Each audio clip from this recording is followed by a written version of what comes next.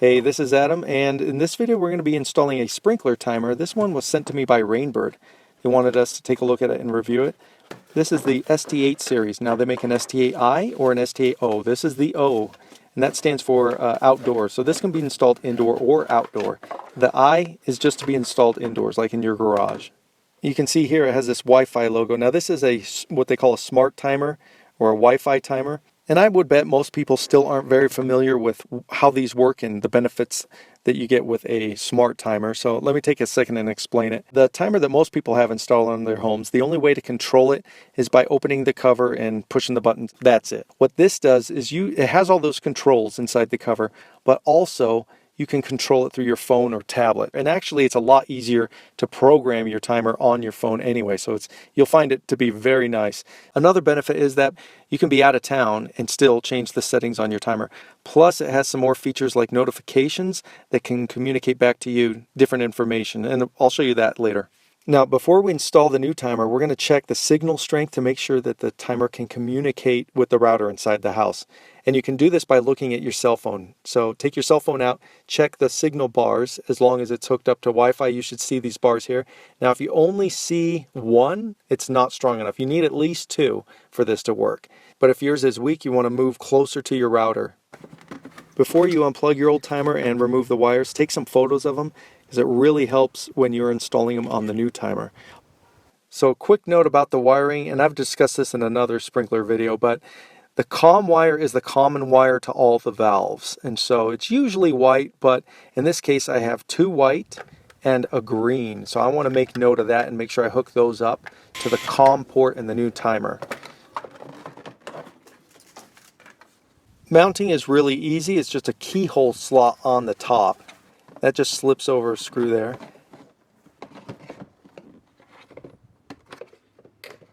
And on the bottom through this hole, I just put one screw into the wall.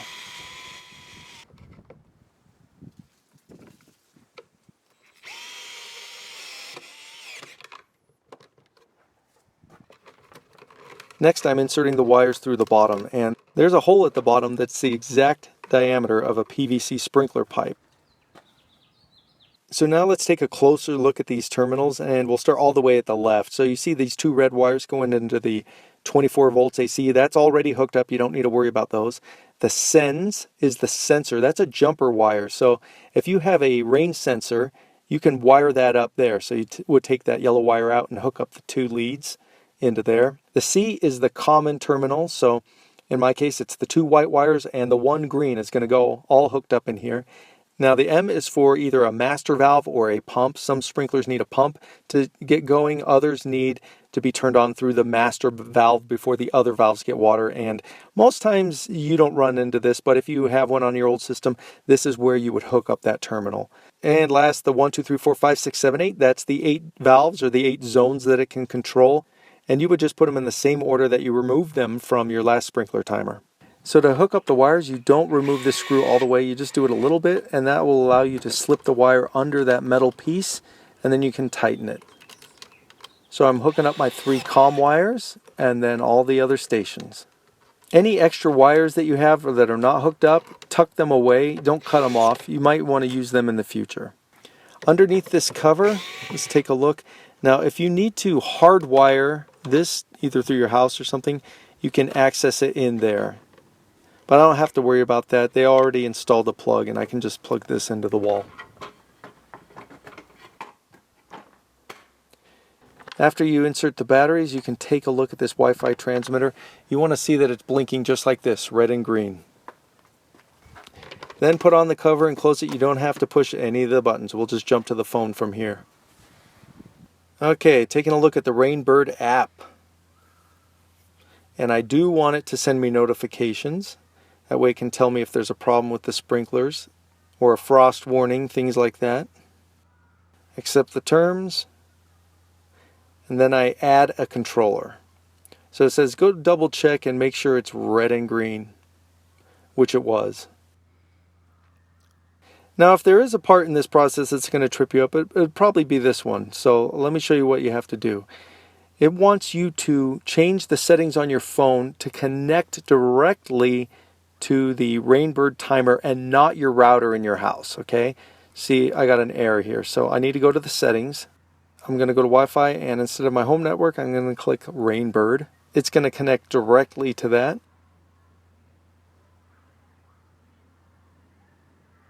Then I can go back to the Rainbird app. I'll hit next. Now it's trying to connect to the sprinkler timer, the controller itself, and it found it. Now it gives you a chance to change the name of your sprinkler timer if you want, and this is helpful if you have multiple. So this one app can control multiple timers if you have them. Maybe you have timers on different properties, or maybe your one property has 2 or 3 timers. If you connect to a Wi-Fi network, it will allow you to control your sprinkler timer from anywhere in the world. So I'll hit yes, and it wants to know the name of the router and the password. So that's, whatever you have, whatever your setup is, your Wi-Fi password. So then you hit next, and it's going to set that up. Then you have to jump back to your Wi-Fi network, and it connected. Okay, well, I just finished setting it up. Let's go back to the timer box and see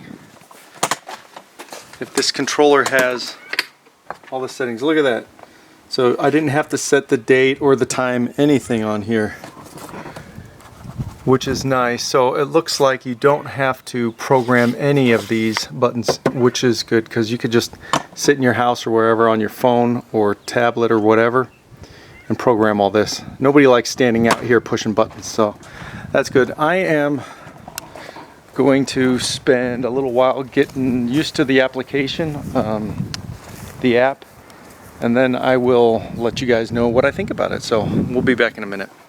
Alright, so let's test this out. I turned off Wi-Fi on my phone, so this cell phone is only connected through a cell phone tower, not to my home router or the box itself. So if I hit start on the app, it's going to send a signal to the cell tower, back to my home, which communicates to the box. And we'll see if the sprinklers pop up. There they go. The front strip is being watered. And I can set it for how long I want, and usually you would just do this on a timer. And as it happens, a FedEx guy came right now, so we don't want him getting wet, so let's see if we can turn off the timer before he gets back to the front strip there. Oh, there it goes. So actually this is kind of cool, because if you're sitting in your house and you got some deer on your lawn, or maybe raccoons or dogs, cats, whatever, horrible neighbor kids. No, they're not horrible. You can turn on your sprinklers just sitting inside your living room. Again, let me show you how quick this signal goes. I'm going to hit on. And now off. That is so cool. It's really neat to be able to do that. Alright, and last, let's take a closer look at the app. You can see here's the timer again that we set up. So now it's grabbing all the information from the timer.